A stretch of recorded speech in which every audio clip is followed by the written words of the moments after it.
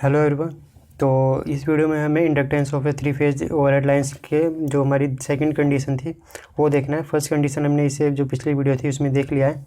तो जो कंडीशन है हमारी इसमें कि फॉर अनसिमेट्रिकल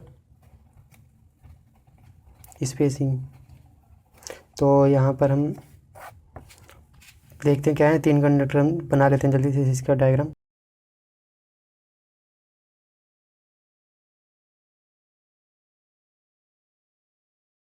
इसके बीच की स्पेसिंग हमने मान ली कि ये हमारी D1 है, और इसके बीच की स्पेसिंग जो है हमारी वो मान ली हमने D2 है, और इसके बीच की स्पेसिंग हमने मान ली कि हमारी D3 है। ठीक है। अब हमने कहा कि मान लो कोई कंडक्टर ये A है, ये कोई B है, ये कोई C कंडक्टर है। और करंट की बात करें तो इसमें से मान लो कोई करंट हमारा IA, इसमें से IB और इसमें से करंट IC फ्लो हो रहा है। तो अब तक हमने क्या देखा है, मान लो कि कंडीशन के हिसाब से क्या है कि पिछली कंडीशन में हमने क्या देखा था, D1 equals to D2 equals to D3 देखा था। लेकिन इस कंडीशन में क्या देख रहे हैं कि D1 is not equals to D2 और D2 is not equals to D3। तो फिर क्या होगा, जैसे कि पिछली कंडीशन में हमने देखा था कि हम एक कंडक्टर के लिए फ्लक्स लिंकेज निकाल लेते, तो वो हमारा काम आ जा रहा था। अदर जो तीन थे उनके लिए भी सेम ही होता। लेकिन यहाँ पर क्या है कि तीनों का अलग स्पेसिंग अलग है, तो जो फ्लक्स लिंकेज होगा वो भी तीनों का अलग अलग आएगा। टोटल फ्लक्स लिंकेज जो होगा तीनों का, वो तीनों का अलग अलग आएगा। तो चलिए मैं लिख लेता हूँ क्या बोला मैंने, कि जो फ्लक्स लिंकेज होगा टोटल A के क्रॉस में वो नॉट इक्वल होगा फ्लक्स लिंकेज B के क्रॉस में, और नॉट इक्वल होगा फ्लक्स लिंकेज C के क्रॉस में। ठीक है। तो मैं पेज पलट लेता हूँ। अब अगर फ्लक्स लिंकेज अगर सेम नहीं है तो इनका इंडक्टेंस भी सेम नहीं होगा, क्योंकि हमने देखा है कि इंडक्टेंस का फॉर्मूला क्या होता है हमारा, इंडक्टेंस को L से शो करते हैं और फ्लक्स लिंकेज को जाई, तो करंट यहाँ पर आई। तो ये हमारा मैंने पढ़ा है कि इंडक्टेंस का फॉर्मूला होता है हमारा।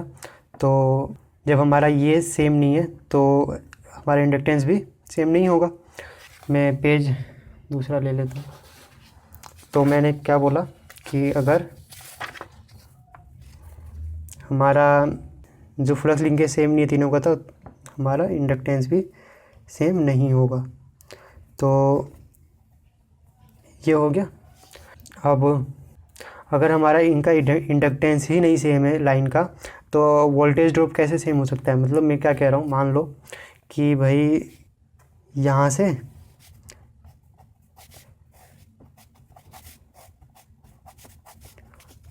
से इलेक्ट्रिकल पावर को ट्रांसमिट किया गया। ठीक है। मतलब ट्रांसपोर्ट जनरेटिंग एंड है यहाँ पर। जनरेटिंग एंड से हमने एक कांस्टेंट वोल्टेज हमने ट्रांसमिट किया। ठीक है।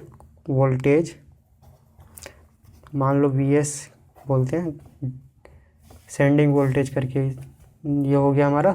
और हमने क्या देखते हैं कि भाई जब इनका इंडक्टेंस सेम नहीं है तो इनके बीच में वोल्टेज डिफरेंस जो होगा, वोल्टेज ड्रॉप जो होगा लाइन का, वो भी डिफरेंट होगा। तो हम क्या देखते हैं कि मैं लिखता हूँ यहाँ पर डिफरेंट, ये वोल्टेज ड्रॉप के लिए मैंने बनाया था VD। तो डिफरेंट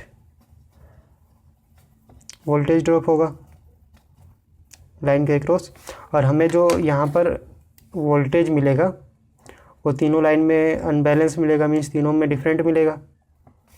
हमने मान लिया कि यहाँ पर जो वोल्टेज रिसीव हो रहा है VR1, VR2, VR3, हम क्या देखते हैं कि जो VR1 है वो नॉट इक्वल है VR2 के, और VR2 नॉट इक्वल है VR3 के। तो ये तो गड़बड़ हो गई। तो इसको हम सही करने के लिए, मीन्स इससे ओवरकम होने के लिए हम क्या करते हैं, ट्रांसपोजिशन यूज करते हैं। अब ये ट्रांसपोजिशन क्या है, तो ट्रांसमिशन के दौरान हम क्या करते हैं, जो हमारी ट्रांसमिशन लाइन के तीनों कंडक्टर हैं, मान लो मैं कुछ ऐसे बनाता हूँ, 1 2, उनको इंटरचेंज कर देते हैं। मीन्स अगर ये कोई कंडक्टर हमारा A है, B है और ये C है, ठीक है, तो हम क्या करते हैं, इसको यहाँ पर और इसको यहाँ पर कनेक्ट कर देते हैं, इसको यहाँ पर कनेक्ट कर देते हैं और फिर इसको इसमें ले आते हैं, और इसको इसमें कनेक्ट करके और इसको इसमें, तो ये हो जाता है हमारा ट्रांसपोजिशन कहलाता है यही जो हमने किया। इससे क्या हमारा फ़ायदा होता है कि अब तीनों का जो इंडक्टेंस होगा ना, जब हम उसका एवरेज निकालेंगे तो वो लगभग सेम आता है। तो ये हमारा जो वोल्टेज वाला डिफरेंस वाली जो प्रॉब्लम थी वो अब नहीं आएगी, ठीक है। तो कैसे नहीं आएगी, जब इनका वोल्टेज ड्रॉप सेम हो जाएगा, जब तीनों में वोल्टेज ड्रॉप सेम होगा तो जो हमारा VR1 VR2 VR3 जो रिसीविंग एंड पे वोल्टेज था वो भी सेम आएगा। तो हम देखते हैं कि ये तो हो गया हमारा ट्रांसपोजिशन की वजह से ये सोल्व हो सकती है प्रॉब्लम। तो अब देखते हैं हम कि इसके लिए हमारा जो इंडक्टेंस का फॉर्मूला आता है 3/4 इस अनसिमेट्रिकल स्पेसिंग के लिए, वो क्या होता है और कैसे होता है। तो अब हम यहाँ क्या करते हैं कि यहाँ भी हम जैसे पिछली कंडीशन में एज्यूम किया था, हमारा एक बैलेंस लोड कनेक्ट है जिसकी वजह से इसके अंदर से हमारा जो करंट है वो सेम करंट पास हो रहा है। तो वही मीन्स बैलेंस लोड है और उसकी वजह से एक बैलेंस करंट पास हो रहा है। तो मैं यहाँ पे लिख लेता हूँ, let's further assume balance condition. तो बैलेंस कंडीशन से हमारा मतलब क्या हो जाएगा, IA प्लस में IB प्लस में IC जो होगा मैग्नीट्यूड में, मीन्स इनका IA प्लस में IB प्लस में IC जो होगा हमारा बराबर होगा 0 के। लेकिन अगर हम बात करें इनके फेज़ की, भाई ये 3 फेज़ यहाँ पर हमारा सिस्टम चल रहा था, 3 फेज़ में क्या होता है, तीनों में हमारा 120 डिग्री का फेज़ डिफरेंस होता है। मतलब मैं क्या कह रहा हूँ, मैं आपको थोड़ा सा बना के समझा देता हूँ। ये मान लो हमारा कोई कोऑर्डिनेटेड सिस्टम है, ठीक है। अब सॉरी मैंने ब्लैक पेन से बना दिया यार। तो मान लो यहाँ पर हमारा कोई एक रेफरेंस वोल्टेज है IA, ठीक है।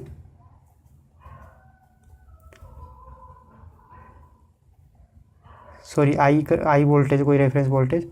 अब जो IA होगा हमारा इसके फेज़ में होगा I के, और एक करंट जो होगा हमारा वो इससे लैग करेगा। मान लिया कि IB करंट जो है इधर है कहीं और इससे 120 डिग्री लैग कर रहा है, ठीक है, IB करंट। और जो हमारा तीसरा करंट बचा वो कुछ यहीं इधर होगा और वो इसको लीड कर रहा होगा कितने डिग्री से, 120 डिग्री से। मीन्स क्या होता है तीनों के बीच में, फिर अब देखो यहाँ 120 से 120 ये हो गया, 120 यहाँ बच जाएगा। ये इसकी बात कर रहा था मैं। तो और रेफरेंस वोल्टेज हमने यहाँ पर I ले रखा है। तो अगर मैं अब इनका बात लिखूँ क्या क्या है ये, तो जो हम देखें क्या होगा, IA अगर मैं इसमें दो फॉर्म होती हैं, पोलर और रेक्टेंगुलर, ये हम मैथमेटिक्स में पढ़ते हैं। तो अभी मैं आपको थोड़ा सा आइडिया देता हूँ इसके बारे में बस, कि अगर हम पोलर फॉर्म में लिखेंगे तो I और एंगल लिख देंगे। एंगल हमारा यहाँ पर IA के लिए तो 0 है, क्योंकि देखो इनके बीच में कोई एंगल ही नहीं है, एक ही लाइन पे है दोनों। और अगर मैं IB की बात करूँ तो क्या होगा, I से कितना लैग कर रहा है ये एंगल, -120। और अगर IC की बात करूं तो अगर हम IC का देखें तो I 120 डिग्री, ठीक है, डिग्री में। अब ये तो हो गई हमारी बस पोलर फॉर्म की बात है, भाई पोलर फॉर्म में लिख लिया। लेकिन अगर हमें इसमें रेक्टेंगुलर फॉर्म में पुट करना पड़ेगा तो मैं इसे रेक्टेंगुलर फॉर्म में जल्दी बदल देता हूँ। तो रेक्टेंगुलर फॉर्म में कैसे बदलते हैं, अगर मैं यहाँ पर थोड़ा सा लिख देता हूँ। अगर ये हमारी कोई R बराबर A थीटा दिया हुआ है, ठीक है, तो इसे अगर हमें रेक्टेंगुलर फॉर्म में लिखना होता है तो हम कैसे लिखते हैं, बराबर R बराबर A cos theta plus J sine theta, ठीक है। तो ये होता है हमारा पोलर टू रेक्टेंगुलर, ठीक है, फॉर्म। तो हमने ये पोलर फॉर्म में लिख रखा है, बस हमें इसे रेक्टेंगुलर फॉर्म में बदलना है।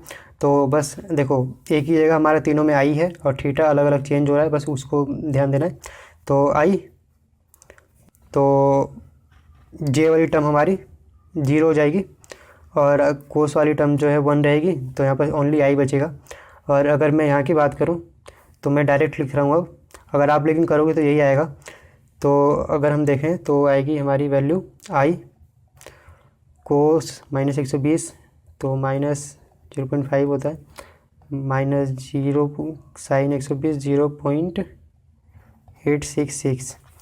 अगर मैं इसकी बात करूँ तो ये होगा हमारा कोस, अगर प्लस 120 होता है एंगल, जब भी ये हमारा माइनस 0.5 होता है, प्लस जे साइन 120 0.866। तो ये हो गया। इसकी हमें आगे ज़रूरत पड़ेगी इसलिए मैंने लिखा है।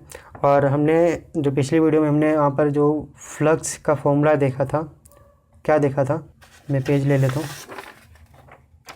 मैं इसकी बात कर रहा हूँ, जब हमने कंडीशन सिमेट्रिकल कंडीशन ली, उससे पहले जो हमारा फ्लक्स का फॉर्मूला बन के आया था डिफरेंट डी के टर्म में। डी देखो यहाँ पर डी हमने माना नहीं था जब कि D1 D2 D3 जब बराबर है, उससे पहले की बात कर रहा हूँ मैं। देखो ये था जब हमारा, जबकि तो ये वाला फॉर्मूला मैं बस यहाँ से एज इट इज़ यहाँ पर लिख रहा हूँ। आपको यहाँ तक कोई प्रॉब्लम नहीं होनी चाहिए। अगर हम दोबारा डेरिवेशन करेंगे तो यही आएगा, क्योंकि इससे पहले हमने वो कंडीशन नहीं मानी थी सिमेट्रिकल वाली। कौन सी? जिसमें हमने D1 बराबर D2 बराबर D3 इक्वल्स टू D जिसमें माना, इससे बाद माना था हमने। इससे पहले तो देखो भाई तीनों को अलग अलग लेके चल रहे थे हम। तो मैं ये वाला फॉर्मूला डायरेक्ट लिख लेता हूँ यहाँ पे कि जो हमारा जाई है flux linkage at conductor A mu naught 2 pi I A upon में 4 minus I A log r minus I B log D3 minus I C log D2। तो ये हो गया हमारा इसका फॉर्मूला जाई का, यहाँ से लिख लिया मैंने। ये है हमारा क्या, total flux linkage at conductor A, ठीक है। तो इसके लिए हमने फॉर्मूला वहाँ से लिख लिया। ये यहाँ तक तो क्लियर होगा। अब कुछ नहीं कर रहा मैं, इसके अंदर आई ए आई बी आई सी की वैल्यू यहाँ से, ये जो आई है हमारी रेक्टेंगुलर फॉर्म में, ये पुट कर रहा हूँ। इसमें तो आपको कोई प्रॉब्लम नहीं होनी चाहिए, तो मैं जल्दी से पुट करता हूँ।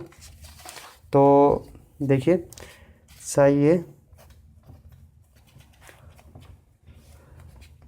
म्यू नॉट अपॉन में 2 पाई आई ए की वैल्यू तो आई के बराबर है, तो मैं आई अपॉन में 4 लिख लूँ, कोई दिक्कत नहीं है। अब माइनस log आई यहाँ भी आएगा log r माइनस, अब आई बी की वैल्यू की बात करूँ मैं तो आई बी की वैल्यू हमारी ये है, तो मैं यहाँ पर लिखूँ आई माइनस 0.5 माइनस जे माइनस 0.866 log D3। अब माइनस आई सी की वैल्यू हमारी है आई माइनस 0.5 प्लस जे 0.866, ठीक है। अब log D3 D2 ये आ गया हमारा। अब मैं क्या करूँगा, जितने भी आई हैं और लोग हैं उनकी इसके अंदर मल्टीप्लाई कर लूँगा, ठीक है। मैं लिखता हूँ, मैंने क्या बोला, ये आई log D3 की मल्टीप्लाई इसके अंदर, आई log D2 की मल्टीप्लाई इसके अंदर, यहाँ पर तो ज़रूरत है ही नहीं, म्यू नॉट I2, ये हमारा I4 हो गया, आई log R। अब यहाँ पे मैंने मल्टीप्लाई करूँगा तो आएगा हमारा माइनस माइनस प्लस हो जाएगा, और 0.5 आई log D3, ठीक है। मैं इनकी log की बेस ई नहीं लिख रहा हूँ बार बार, वो अंडरस्टूड है यहाँ पर। तो मैं नेक्स्ट टर्म जो आएगी हमारी माइनस माइनस प्लस यहाँ भी होगा, और जे 0.866 log D3, ठीक है। अब इसकी मल्टीप्लाई करनी है तो माइनस माइनस प्लस, तो यहाँ हो जाएगा हमारा 0.5 आई log D3, sorry log D2 है यहाँ पे। और अगर मैं जे वाली टर्म की बात करूँ तो यहाँ पर देखो ये प्लस है, ये माइनस है, तो यहाँ पर माइनस आएगा, प्लस माइनस माइनस, तो ये आएगा हमारा जे आएगा जे 0.866 आई log D2। ये हमने मल्टीप्लाई कर ली मैंने ये। अब क्या करूँगा मैं कि जितनी ये जे वाली टर्म है उसको एक साथ कर लूँगा, और जितनी ये रियल टर्म है, जे वाली टर्म जो होती है हमारी इमेजिनरी होती है, और जो ये वाली टर्म होती है उसे हम रियल टर्म बोलते हैं। तो मैं जितनी ये जे वाली टर्म है उसे एक साथ करूँगा, और जितनी रियल टर्म है उसे एक साथ करूँगा। तो मैं कर लेता हूँ, mu naught 2/i/4 i log r। अब देखो ये वाली और ये वाली टर्म, ये और ये रियल टर्म है हमारी, इसके साथ देखो जे नहीं है। तो फ्यूचर में कभी मैंने मैथमेटिक्स कराया चैनल पे तो मैं ये आपको अच्छे से समझा दूंगा। तो मैं करता हूँ यहाँ पे क्या, देखो 0.5i 0.5i कॉमन ले सकते हैं, 0.5i कॉमन लिया और बचा क्या अंदर हमारा, log d3 प्लस में log d2। ठीक है, अगर अब मैं बात करूँ जे वाली टर्म में क्या कॉमन ले सकते हैं, जे 0.866 कॉमन ले सकते हैं और हमारा बच जाएगा देखो क्या, तो मैंने लिखा प्लस जे 0.866 कॉमन लिया मैंने और बचा यहाँ पर log d3 minus log d2। ठीक है, अच्छा अगर आप मेरी पहली वीडियो देखते हुए आ रहे हैं तो वहाँ पर हमने log के कुछ फॉर्मूले यूज किए हैं अब तक, तो मैं यहाँ पर 2-3 फॉर्मूले हैं वो लिख देता हूँ जो कि अभी हम यहाँ पर यूज करने वाले हैं। तो मैं उसे कहाँ लिखूँ, इधर लिखता हूँ, ये जगह खाली लग रही है थोड़ी सी, इधर लिखूँ, इधर लिखता हूँ। तो हमने क्या क्या देखा है, हमने देखा है log अगर a प्लस log b होता है तो वो log ab हो जाता है। ठीक है, दिख रहा है आपको सही से। तो और log a माइनस b होता है तो वो क्या हो जाता है हमारा log a/b। ये दो फॉर्मूला तो हम अभी तक यूज कर चुके हैं, लेकिन एक फॉर्मूला अभी यहाँ पर एक नया यूज होगा, तो वो मैं लिखता हूँ यहाँ पर क्या, अगर हमारा कोई मान लो ऐसे लिखा हुआ है कि m log n, तो हम इसे कैसे लिख सकते हैं, जो m है ना आगे की साइड वो इसकी पावर में चला जाएगा n की, log n की पावर m। ये तीनों हमारे log के फॉर्मूले हैं, log। ठीक है, जो कि अभी यहाँ पर यूज़ होगा इसलिए मैं आपको बता रहा हूँ। ये बहुत कॉमन होते हैं तो आप अगर इन्हें याद रखेंगे तो बहुत अच्छा होगा आपके लिए। तो मैं क्या करने वाला हूँ, अभी मैं बार बार स्टेप में लिख के सोल्व करूँ, उससे अच्छा है कि मैं यहीं पर जल्दी से इस वाली टर्म को और इस वाली टर्म को शॉर्ट में यहाँ पर सोल्व करके आपको दिखा दूँ बस। तो देखो यह वाली टर्म तो कुछ ज़्यादा नहीं है, इससे फेमिलियर हो आप। तो log d3 minus log d2 को मैं क्या लिख सकता हूँ, ये वाले फॉर्मूले से log a minus log b बराबर log a/b। तो मैं वही कर रहा हूँ, देखो log d3/d2। ठीक है, अब मैं क्या करूँगा, जब नेक्स्ट टाइम ये वाली स्टेप लिखूँगा तो इसकी जगह में log d3/d2 लिखूँगा। ठीक है, तो कन्फ्यूज नहीं होना आपको। और अब मैं इसकी बात करूँ तो देखो क्या लिखा है, log d3 प्लस में log d2।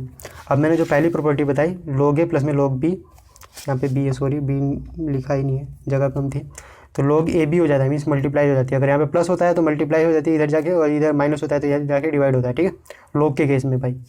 तो देखो मैं क्या कह रहा हूँ ये, ठीक है। अब मैं क्या करने वाला हूँ, तो मैं क्या इसे ये लिख सकता हूँ उस फॉर्मूले से कि log d2 d3 या फिर d3 d2 कुछ भी लिख लो, आगे पीछे मल्टीप्लाई में तो चलता है।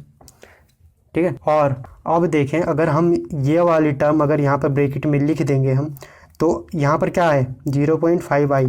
अब मैं अगर 0.5 को ऐसे मतलब इस वाली टर्म को यहाँ पर लिख लूँ पहले, तो ये वाली टर्म पूरी क्या लिखी जाएगी,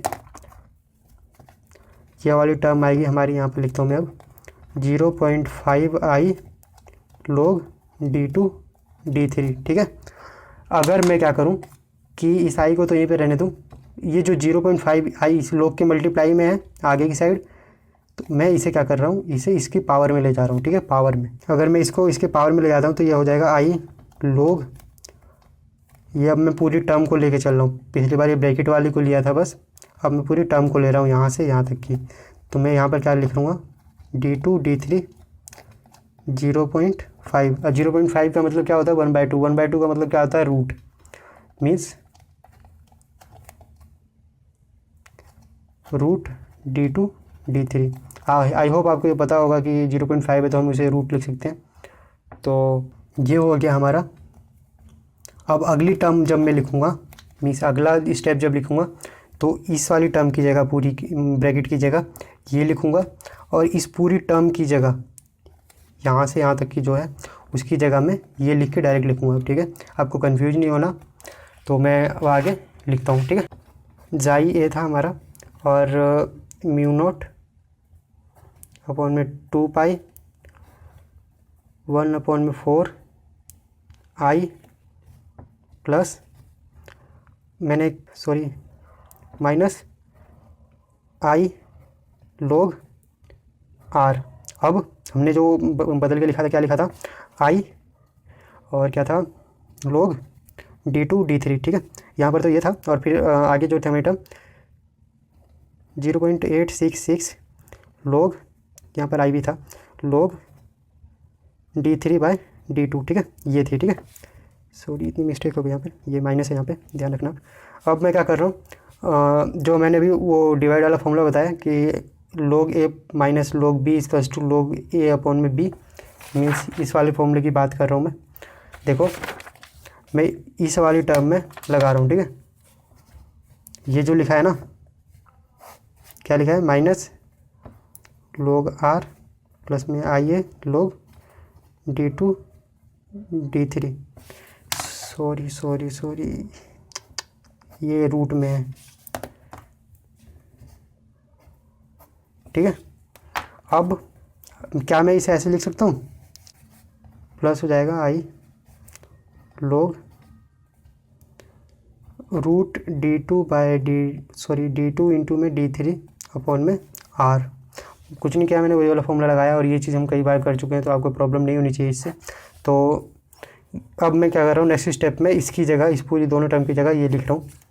तो मैं लिखूँ सही है म्यू नॉट, और मैं क्या करूँगा, हर जगह से जितने भी आई है ना, ये वाले आई लिख लेता हूँ, कन्फ्यूजन हो जाएगी। आई अपॉन में 4 ये वाली टर्म प्लस आई log d2 d3 अपॉन में r प्लस में j 0.866 plus minus log d3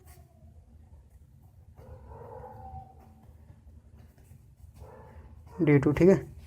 अब मैं क्या कर रहा हूँ, ये आई जो है यहाँ पर और यहाँ पर तीनों जगह से आई कॉमन ले रहा हूँ मैं। तो म्यू नॉट आई 2 पाई साई, ये है ना। तो अब यहाँ पे बच जाएगा 1/4, यहाँ पे बचेगा देखो आई कॉमन लेने पे d2/d3 अपॉन में r। यहाँ पे क्या बचेगा, ये आई कॉमन आ गया, तो यहाँ पर बचेगा हमारा j 0.866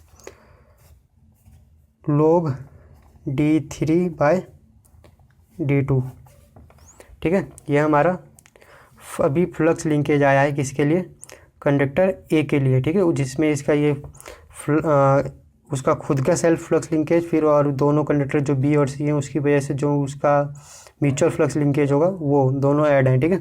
तो ये आया है हमारा। अब अगर बात करें हम कंडक्टर ए के इंडक्टेंस की, तो उसके लिए हमने क्या फॉर्मूला देख रखा है, साई ए अपॉन में आई, और आई ए होता है आई ए, लेकिन इस केस में आई ए की जगह आई है, तो हम आई ही में मैंने डायरेक्ट आई ही लिखा। तो अब क्या करूँ मैं कि इस वाले टर्म को लिख के आई से डिवाइड कर दूँगा। तो मैं लिखूँ जल्दी से 2 पाई 1 अपॉन में 4 log d2 d3 r j 0.866 log d3/d2, ठीक है। ये टर्म लिखी मैंने, अपॉन आई से आई कैंसिल। अब देखो हमारी जो इसकी वैल्यू, अब मैं क्या कर रहा हूँ, डायरेक्ट यहीं पे एक और स्टेप स्किप करता हूँ, क्या कि म्यू नोट की वैल्यू हमारी क्या है, म्यू नोट की वैल्यू हमारी 4 पाई इंटू में 10 की पावर -7, मैं डायरेक्ट पुट कर रहा हूँ यहाँ पे। अब मैंने 4 पाई इंटू में 10 की पावर -7 पुट किया, और अपन में 2 पाई, ऊपर क्या क्या बचा हमारा 1/4 plus log root d2 d3 r plus j 0.866 log d3/d2। तो ये हमारा अभी एल ए चला हुआ रहा है। अब क्या है 2 पाई से इसे कैंसिल करेंगे, पाई से पाई कैंसिल और 2 से ये 2 हो जाएगा, तो यहाँ पे आएगा हमारा 2 इंटू में 10⁻⁷, ठीक है, -7 है। अब अंदर हमारा जो बचा हुआ है वो लिखते हैं लोग रूट, ये पूरा रूट है यहाँ से यहाँ तक का, d2d3/r, ठीक है, प्लस j 0.8666 लोग d3/d2, ठीक है। तो ये हमारी एल ए की value I, means inductance of conductor A. तो भाई मैं लिखूँगा अगर सिमिलरली किसके लिए, इसी तरह हम एल बी और एल सी के लिए भी लिख सकते हैं। तो मैं जल्दी से इनकी वैल्यू लिख देता हूँ, इसी तरह जैसे इतनी बड़ी कैलकुलेशन करके हमने निकाली है इसी तरह होगा। तो मैं यहाँ पर लिखता हूँ 2 इंटू में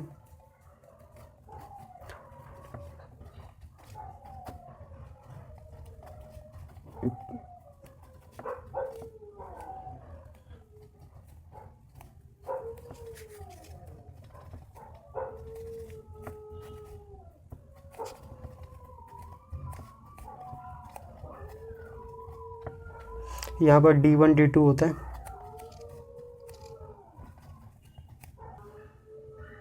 यहाँ 1 2 यहाँ सही है, 6 लोग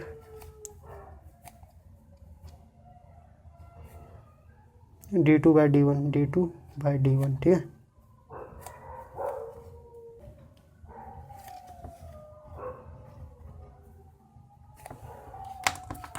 तो फॉर्मूला हमारा ये है, एक फॉर्मूला ये है। तो हमारे पास ये 3 फॉर्मूले आ गए, इनके अलग अलग ऐसे आएंगे, ठीक है। अब अगर बात करें हम कि भाई हमने क्या देखा कि तीनों के लिए तो भाई ये फॉर्मूला अलग आ गया, इसकी वजह से क्या होगा, लाइन का जो वोल्टेज ड्रॉप होगा वो भी डिफरेंट हो जाएगा। अब मीन्स जो हमने सेंडिंग एंड पे हमने उस वोल्टेज सप्लाई किया था, सेंड किया था मीन्स ट्रांसमिशन के लिए, वो वोल्टेज हमने कांस्टेंट किया था, लेकिन हमारे रिसीविंग एंड पे वोल्टेज जो है हमारा डिफरेंट मिलेगा। तो इसे ओवरकम करने के लिए जैसा कि मैंने आपको बताया ट्रांसपोजिशन करते हैं। तो कैसे बताया मैंने आपको कि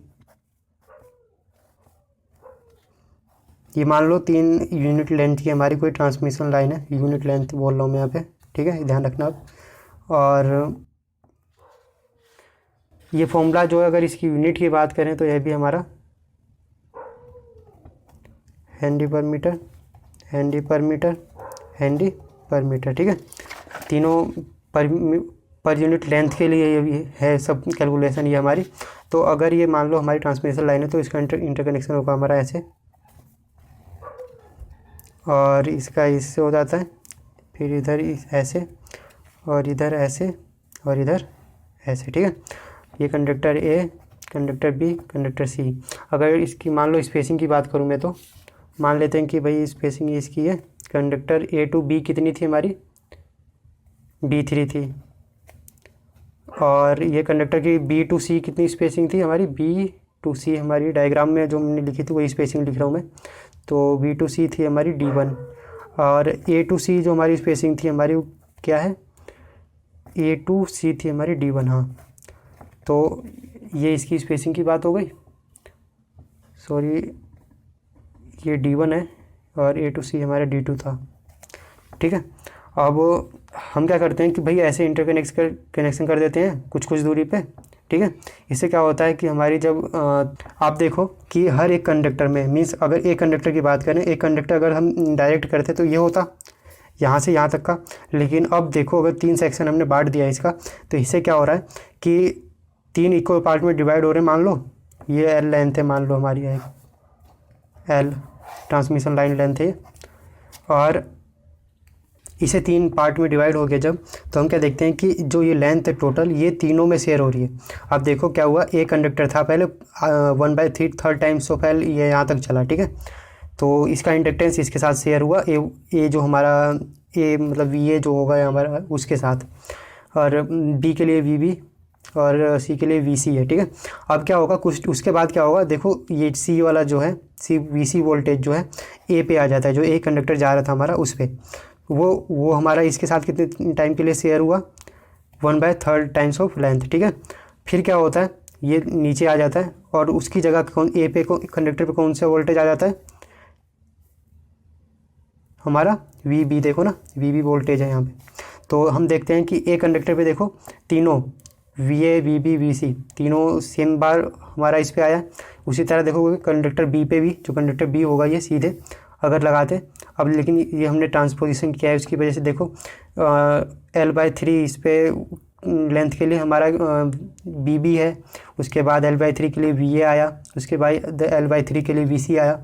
इससे क्या होता है हमारा कि जो इंडक्टेंस है की वजह से जो वोल्टेज ड्रॉप है ना, वो लगभग हमारा बराबर हो जाता है। इंडक्टेंस भी इसकी वजह से इंडक्टेंस ही बराबर हो जाता है। उसके बाद हमारा फिर उसकी वजह से क्या होता है कि जो वोल्टेज ड्रॉप है वो हमारा बराबर हो जाता है। उसकी वजह से हमारा यहाँ पर रिसीविंग एंड पे जो वोल्टेज डिफरेंस आ रहा था, हमने स्टार्टिंग में देखा, वो नहीं होता। फिर ये हो गया हमारा। और अगर मैं अब इसके बाद की एवरेज फॉर्मूले की बात करूँ कि हमारा एवरेज इसका इंडक्टेंस कितना आता है, तो मैं नेक्स्ट पेज ले लेता हूँ एक दूसरा। देखो ट्रांसपोजिशन के बाद जो ट्रांसपोजिशन में डायग्राम दिखता रहेगा आपको थोड़ा सा। तो ट्रांसपोजिशन के बाद जो हमारा हर कंडक्टर पे जो इंडक्टेंस आएगा ना, तो वो देखेंगे हम तीनों का एवरेज होगा।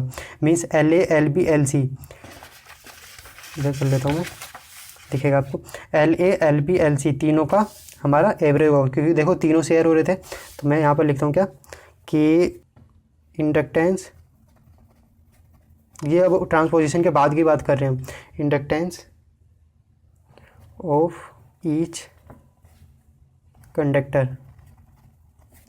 तो मैं अगर इसे L से डिनोट करता हूँ तो देखेंगे क्या, LA, इसका बस एवरेज निकालना, कुछ नहीं करना, LB LC, ठीक है। अब इसे 3 से डिवाइड कर देंगे, एवरेज आ जाएगा। तो अब इसके आगे करते हैं। अभी मैं बस इनको प्लस करना है, तो मैं क्या कर रहा हूँ कि ज़्यादा लिखने को कोई फ़ायदा नहीं है। मैं क्या करता हूँ, इन तीनों का डायरेक्ट देखो तीनों फॉर्मूला आपको दिख रहा है, मैं इन तीनों में से ये जो 2 × 10⁻⁷ है, इन तीनों को कॉमन ले लूँगा और बाहर लिखूँगा, और 1/3 भी बाहर लिख लूँगा। और बस अंदर वाली टर्म उसको मैं लिखता हूँ, और भी जल्दी से जितनी जल्दी हो सके उतनी जल्दी सॉल्व करने की कोशिश करता हूँ इसे जल्दी से। तो 2 × में 10⁻⁷ इंटू में 1/3 और LA की वैल्यू लिख रहा हूँ मैं, ये है हमारा LA, ठीक है। तो मैं लिख रहा हूँ, देखो ये हमने कॉमन ले लिया बाहर, अब हमारा ये बचा ना, तो मैं इसे लिखता हूँ 1/4 प्लस log R, ठीक है, प्लस 866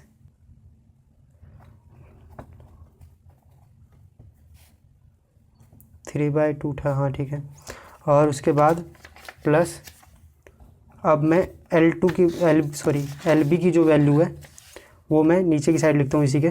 तो उसकी क्या थी, 1/4 प्लस log, ये पूरा है रूट। तो LB की वैल्यू में थी हमारी D3D1/R जे 0.866 log, और यहाँ पर D1/D3। अब अगर मैं बात करूँ कि यहाँ पर 1/4 प्लस log, यहाँ पर D1, ये LC की वैल्यू लिख रहा हूँ मैं प्लस में इधर नीचे की साइड, तो R प्लस में 0.866 log D2/D1, ठीक है। यहाँ तक तो नहीं प्रॉब्लम होनी चाहिए आपको। तो मैंने ये लिख लिया। अब क्या है कि मैं क्या करता हूँ, देखो नेक्स्ट मैं 2 × में 10⁻⁷/3 ये ब्रैकेट में। अब देखो मैं क्या करता हूँ, ये देखो ये तीनों टर्म दिख रही हैं, 1/4 1/4 1/4, इसको मैं क्या लिख सकता हूँ, 3/4 लिख सकता हूँ। सॉरी आप पेज, हाँ अब देखो, तो मैंने क्या किया, 1/4 1/4 1/4, तो ये 3/4 लिख सकता हूँ। तो और उसके बाद इसके लिए और इसके लिए क्या करता हूँ वो देखो मैं, मीन्स इन तीनों टर्म्स के लिए और इन तीनों टर्म्स के लिए मैं एक काम करता हूँ, किधर लिखूँ किधर लिखूँ, इधर इतनी जगह बना लेता हूँ मैं, यहाँ लिखता हूँ। तो देखो पहले ये वाली टर्म सोल्व करता हूँ मैं। तो हमने क्या पढ़ा है अब तक, फॉर्मूला वो वाला, वही फॉर्मूला यूज कर रहा हूँ मैं, log a plus log b। तो हमने क्या देखा है, log ए बी हो जाता है ये, ठीक है। और इसी तरह अगर log प्लस में log c होता तो वो log ए बी सी हो जाता, ठीक है। ये तो मानते हो, इसमें क्या बोल रहा हूँ, log a प्लस में log b प्लस में log c, तो ये हो जाएगा हमारा log a b c, तीनों की मल्टीप्लाई होगी। तो मैं वही कर रहा हूँ, देखो ये तो हमारा फॉर्मूले वाली बात हो गई। यहाँ की बात करें देखो तीनों प्लस में है, बस मैंने ऊपर नीचे लिख दिया था, मीन्स ये वाली टर्म जो यहाँ आनी थी उसके प्लस में ये वाली टर्म आनी थी, तो ये तीनों एक दूसरे के प्लस में है। तो मैं कुछ नहीं कर रहा भाई, क्या मैं इन तीनों को ये लिख सकता हूँ, जैसे मैं यहाँ पे फाइनल रिजल्ट लिखूँ तो log ये मल्टीप्लाई बाई ये मल्टीप्लाई बाई ये, यही होगा। ए बी सी मीन्स अगर ये ए है, ये बी है और ये सी है, तीनों को मल्टीप्लाई। तो मैं देखो कर रहा हूँ D2 D3, ठीक है, फोन में R multiply D3 D1 R multiply D1 D2 phone में R। अब यहाँ पर देखो कि D1 दो बार है, D2 दो बार है, D3 दो बार है, और तो यहाँ पर क्या हो जाएगा, log अपॉन में तीनों की R की पावर 3। तो अगर मैं सबको रूट में ही लेके करूँ अभी तो D1 सॉरी नीचे आएगा D1 D2 D3, इन तीनों का दो दो बार है तो स्क्वायर हो गया। तो अब इस स्क्वायर से ये रूट हट जाएगा, ये मानते हो, हाँ, तो ये हट गया रूट। तो ये हो जाएगा हमारा D1 D2 D3 R cube, ठीक है। नेक्स्ट स्टेप के लिए ये हो गया हमारा। अब इसके लिए भी सेम होगा, मैं सेम फॉर्मूला अप्लाई करके लिख रहा हूँ। अब मैं क्या, इसे मैं फिर log वाले टर्म्स को लिख रहा हूँ बस। तो मैं क्या, log इसे a इसे b और इसे c मान के मैं ये लिख सकता हूँ, D3 D2 इंटू में D1 D3 इंटू में D2 D1, ठीक है। D2 से कैंसिल, D3 से ये कैंसिल, D1 से D1 कैंसिल। अब यहाँ पर सॉरी यहाँ पे बराबर नहीं आता, ये log के इसमें है, ये हो गया। और ये क्या हो जाता, log 1। और log 1 की हमारी जो वैल्यू होती है मैं आपको बता दूं, log 1 की वैल्यू जो होती है हमारी 0 होती है। मैं लिख देता हूँ अभी नेक्स्ट स्टेप यहाँ पर। तो ये हमारा इसके प्लस करके ये आया, प्लस इन तीनों को जो आया था ये रिजल्ट आया था। तो मैं ये लिखता हूँ log D1 D2 D3 upon में R क्यूब। और यहाँ पर क्या आया, प्लस जे 0.866, तीनों में से कॉमन लेके फिर इसमें तीनों में ये किया था हमने ये वाला ऑपरेशन। तो उसके देखो क्या होगा, log 1 और log 1 की वैल्यू हमारी 0 होती है। तो ये वाली टर्म तो भाई पूरी 0 हो गई, ठीक है। अब मैं क्या करता हूँ, बस ये हमारा इतना बचा हुआ है, तो मैं इस 3 की मल्टीप्लाई अंदर वाली टर्म में कर लेता हूँ। इतना बचा हुआ है हमारा, है ना। तो ये हो जाएगा हमारा, सॉरी बराबर नहीं, ब्रैकेट 3/4 इसी में मल्टीप्लाई हुई इसकी, तो 3 से 3 कैंसिल, ये तो होगा चलो 1/3 log D1 D2 D3 R cube, ठीक है। अब मैंने अभी आपको एक पीछे फॉर्मूला बताया क्या, कि अगर m log n हो तो वो क्या हो जाता है, log n की पावर m, ठीक है। यह वाली टर्म जो है अलग थी, ये वाली टर्म जो है अलग थी, ठीक है। ये याद रखना, ये फॉर्मूला, इस वाले फॉर्मूले को यूज करके मैं यहाँ पे देखो क्या लिखता हूँ, 2 इंटू में, तो यहाँ पर ही 3 से 3 कैंसिल, 1/4 प्लस इसे मैं ऐसे लिख सकता हूँ log, सॉरी 2 बार लिख रहा हूँ मैं, log D1 D2 D3 1/3 R3 की पावर 1/3, ठीक है। ये तो ये हो जाएगा कैंसिल। अब ये जो होगा हमारा, वो देखो क्या होगा, 2 इंटू में 10 की ये 1/4 प्लस लोग, और अगर मैं इसकी बात करूँ तो D1 D2 D3, क्या मैं इसे ये लिख सकता हूँ? कोई प्रॉब्लम है किसी को? यहाँ पे होनी तो नहीं चाहिए, यही होगा भाई, 1/3 है तो यहाँ पर क्यूब रूट आ जाएगा इसका। तो ये आता है एवरेज इंडक्टेंस, ठीक है, ये होता है हमारा एवरेज इंडक्टेंस का फॉर्मूला, और ऐसे आता है, ठीक है। तो ये वीडियो वैसे ही बहुत ज़्यादा लंबी हो गई है, तो हम इस वीडियो को यहीं पे ख़त्म करते हैं अपनी। आई होप आपकी इस वीडियो में जितना भी मैंने आपको बताया बहुत अच्छे से समझ में आ गया होगा। अगर फिर भी आपको इसमें कहीं भी डाउट है तो आप मुझे कमेंट करके पूछ सकते हो। अगर वीडियो अच्छी लगी तो लाइक शेयर सब्सक्राइब जरूर करें। Thank you.